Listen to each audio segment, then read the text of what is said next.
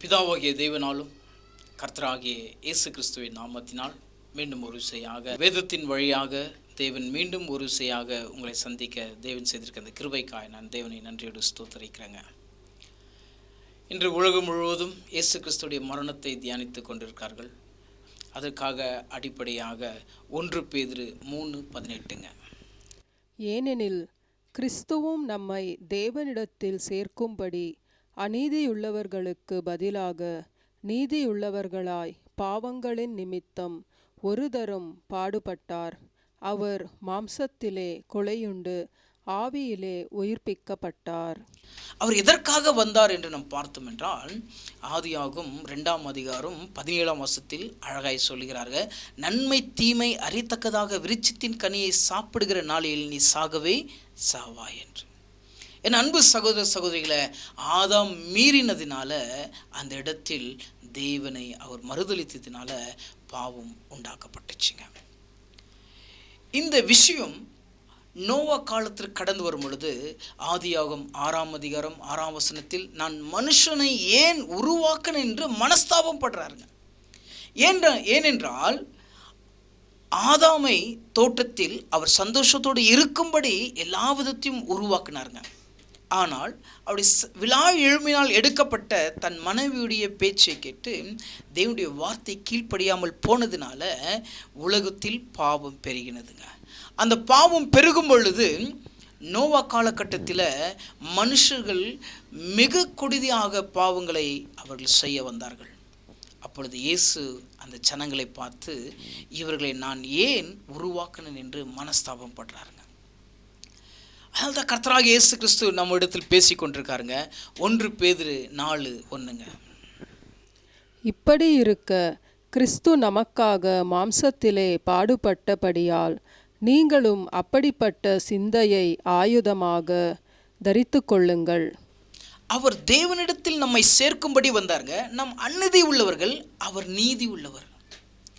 அந்த நீதினால் வழியினால நம்மை தேவனிடத்தில் சேர்க்க வந்து, என் அன்பு சகோதர சகோதரிகளே, கிறிஸ்துவை சார்ந்திருக்கிற நாம், சிலுவையை தியானிக்கிற நாம், இயேசு கிறிஸ்து சொல்றார், நான் இந்த உலகத்தில் எப்படி பாடுபட்டு நிலை கொண்டு இருந்தேனோ அப்படி கிறிஸ்துவை பின்பற்றுகிற நாமும் இந்த உலகத்தில் வருகிற எல்லா பாடுகளிலும் நாம் அவரை போலவே உண்மை உள்ளவர்களாய் இருக்கும்படி அவர் கற்றுக் கொடுக்கிறாருங்க. இது அருமையாக நம்முடைய பவுல் அப்போஸ்தலர் இந்த காரியங்களை செய்திருக்கிறாருங்க. இன்னைக்கு கிறிஸ்துடைய இந்த மரணத்தின் சிந்தனையில் நாம் என்ன கற்றுக்கொள்ள வேண்டும் என்றால், கிறிஸ்து நமக்காக மாம்சத்தில் எப்படி பாடுபட்டாரோ இன்னைக்கு சபையாக நாமும் கிறிஸ்துவுக்காக இந்த பூமியில் பாடுபட வேண்டும் என்பதை தேவன் கற்றுக் கொடுக்கிறாருங்க. ரோமர் எழுதின நிருபத்தில் 12 நீங்கள் 1-2 வாசித்து கேட்டீங்கன்னா, ஜீவ பலியாய் நம்மை ஒப்பு கொடுக்குறோங்க. ஆனால் நம்ம ஒப்பு கொடுத்து கூட தேவனை மறுதலித்து போகிறோம் என்பதை வேதத்திலிருந்து கற்றுக் கொடுக்கிறாருங்க. ஆனால் நீங்கள் மறுதலித்து போகாதபடிக்கு கிறிஸ்துவை சார்ந்திருக்கிற நீங்கள் அவர் மாம்சத்தில் வெளிப்பட்டு பாடுபட்டு அவர் பிதாவிடத்தில் கடந்து சென்றாருங்க. அப்படி கிறிஸ்துவை சார்ந்திருக்கிற சபையும் இந்த உலகத்தில் கிறிஸ்துவை மூலியமாய் வருகிற பாடுகளை நீங்கள் அனுபவிக்க வேண்டும் என்பதை கற்றுக் கொடுக்கிறாருங்க. என் அன்பு சகோதர சகோதரிகளே, நம்ம அருமையான மூத்த சகோதரர் பால் அவர் அழகாய் பேசுகிறாருங்க. அப்போஸ்தலர்கள் 20:24. ஆகிலும் அவைகளில் ஒன்றை குறித்து கவலைப்படேன், என் பிராணனையும் நான் அருமையாக எண்ணேன். என் ஓட்டத்தை சந்தோஷத்தோடே முடிக்கவும் தேவனுடைய கிருபையின் சுவிசேஷத்தை பிரசங்கம் பண்ணும்படிக்கு நான் கர்த்தராகிய இயேசுவினிடத்தில் பெற்ற ஊழியத்தை நிறைவேற்றவுமே விரும்புகிறேன். பாருங்க, இயேசு கிறிஸ்து நடந்து போய் அவர் சொல்லி கொடுத்த வார்த்தையே அருமையாக பவுல் அப்போஸ்தலர் அதை பின்பற்றி கொண்டிருக்காருங்க. இயேசு கிறிஸ்து என்ன சொன்னார் என்றால், கிறிஸ்து நமக்காக மாம்சத்தில் பாடுபட்டபடியால் நீங்களும் அப்படிப்பட்ட சிந்தையும் ஆயுதமாக தரித்து கொள்ளுங்கள். இயேசு கிறிஸ்து எதற்காக பாடுபட்டார்? அவர் பிதாவுடைய சித்தத்தை நிறைவேற்ற தன்னை முழுமையாய் ஒப்பு கொடுத்தாருங்க. அப்படி கிறிஸ்துவை பின்பற்றுகிற ஒவ்வொரு மனுஷனும், கிறிஸ்துவை சார்ந்து வாழ்கிற ஒவ்வொரு மனுஷனும் கிறிஸ்துவுக்குரிய அந்த முழு சிந்தையை அடைந்தவனாய் அவருக்கு ஒப்பு கொடுத்து இந்த உலகத்தில் வருகிற ஜனங்கள் மத்தியில் பாடுகளை சகித்து உண்மையா நடக்க வேண்டும் என்பது பவுல் அப்போஸ்தலர் கற்றுக் கொடுக்கிறாருங்க. இது அவர் கற்றுக் கொடுக்கிறது மாத்திரமில்ல, அவர் நடந்ததை வசனத்தின் மூலமாய் நிரூபித்து நம்மளுக்கு காண்பிக்கிறாருங்க. பாருங்க, என் ஓட்டத்தை சந்தோஷத்தோடு முடிக்கவும் தேவனுடைய கிருபையின் சுவிசேஷத்தை பிரசங்கம் பண்ணும்படிக்கு நான் கர்த்தராகிய இயேசுவினிடத்தில் பெற்ற ஊழியத்தை நிறைவேற்றவும் விரும்புகிறேன். இயேசு கிறிஸ்து பிதாவுடைய சித்தத்தை முழுமையாக நிறைவேற்றினாருங்க. ஆனால் பவுல் அப்போஸ்தலர் அழகாய் சபைக்கு சொல்றாருங்க, நான் கிறிஸ்துவுடைய சிந்தையை நிறைவேற்றி கொண்டிருக்கிறேன்றாருங்க.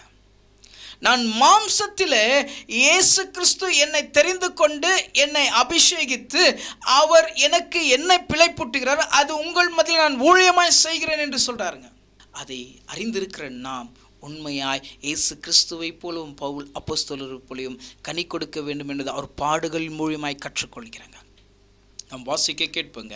அப்போஸ்தலர் 21:13. அதற்கு பவுல், நீங்கள் அழுது என் இருதயத்தை ஏன் உடைந்து போக பண்ணுகிறீர்கள்? எருசலேமில் நான் கர்த்தராகிய இயேசுவின் நாமத்திற்காக கட்டப்படுவதற்கு மாத்திரமல்ல, மரிப்பதற்கும் ஆயத்தமாயிருக்கிறேன் என்றான்.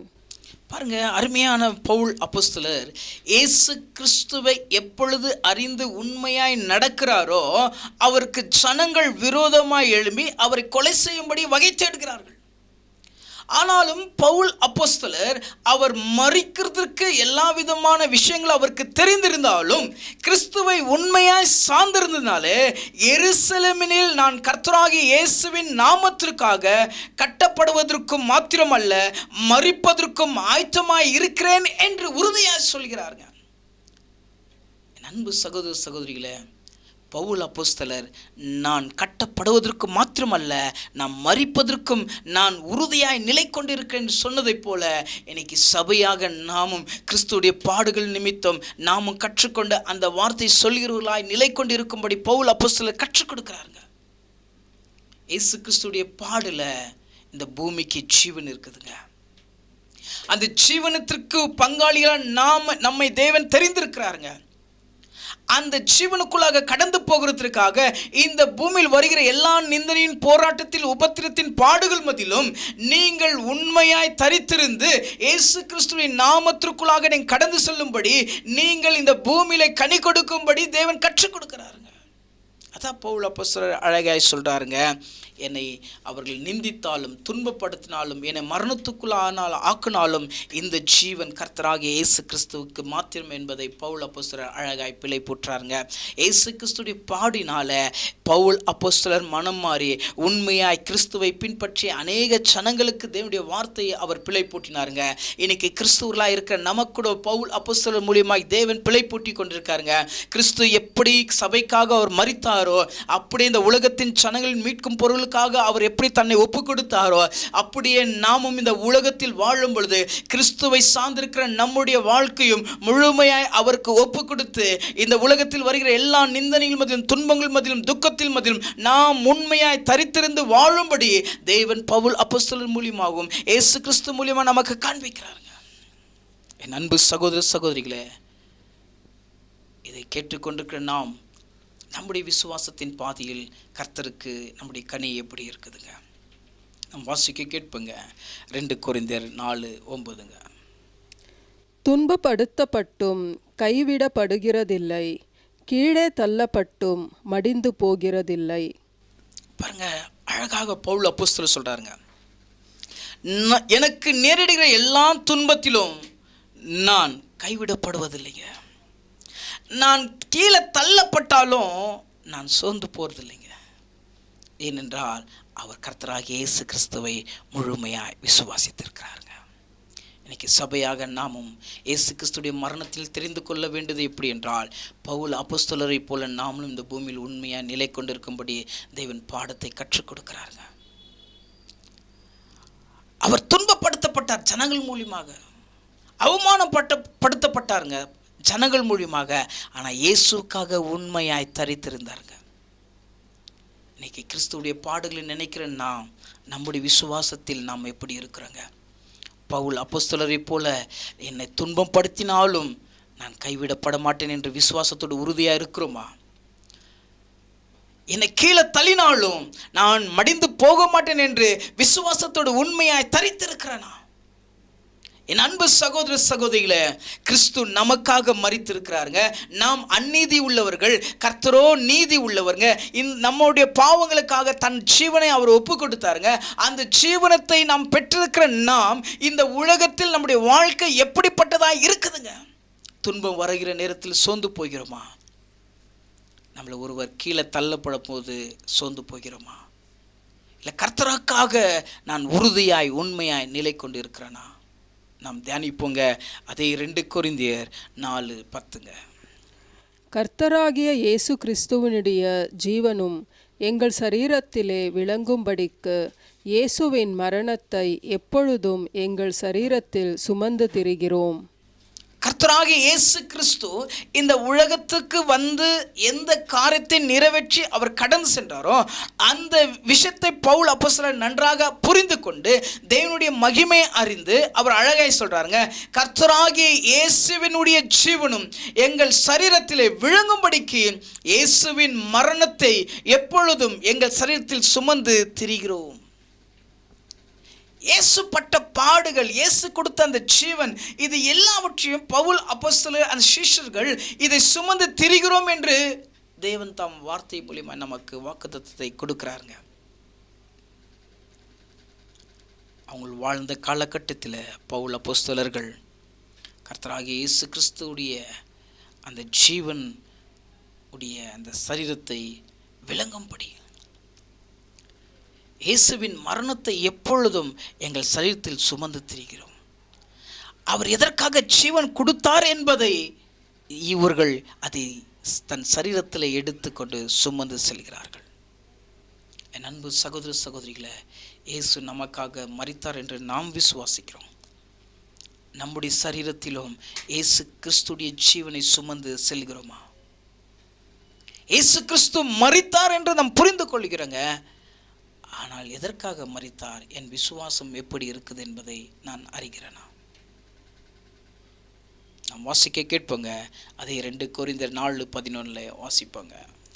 எப்படி எனில் சாவுக்கினமான எங்கள் மாம்சத்திலே இயேசுவினுடைய ஜீவனும் விளங்கும்படிக்கு உயிரோடிருக்கிற நாங்கள் எப்பொழுதும் இயேசுவின் நிமித்தம் மரணத்துக்கு ஒப்பு கொடுக்கப்படுகிறோம்.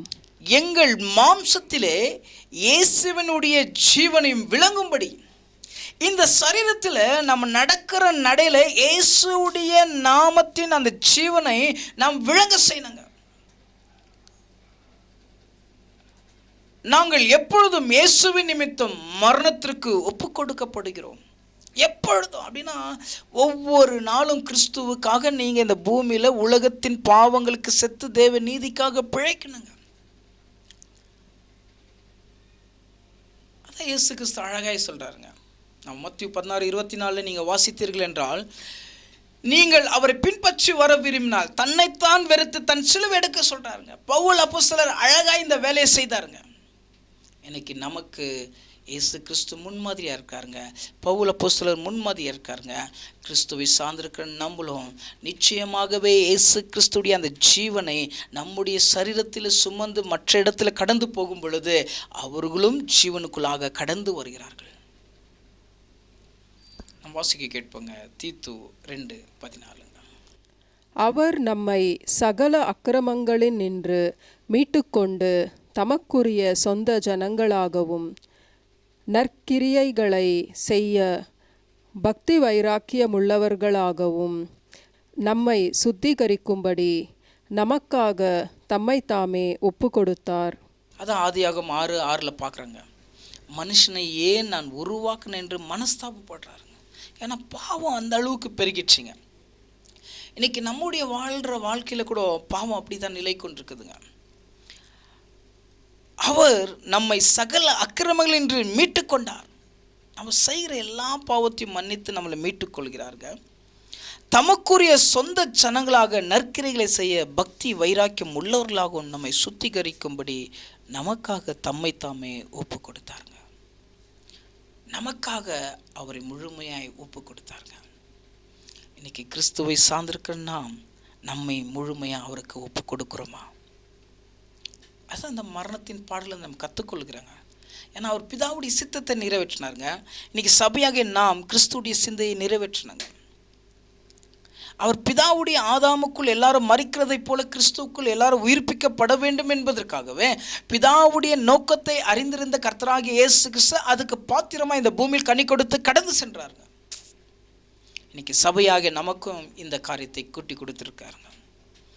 நாமும் கிறிஸ்துவுடைய சிந்தையை சார்ந்து நடக்கிறோம் என்றால் இயேசு கிறிஸ்து கடந்து சென்ற அந்த இடத்துக்கு நம்மளையும் தகுதி உள்ளவராய் தேவன் இந்த பூமியில் மாற்றுவாருங்க.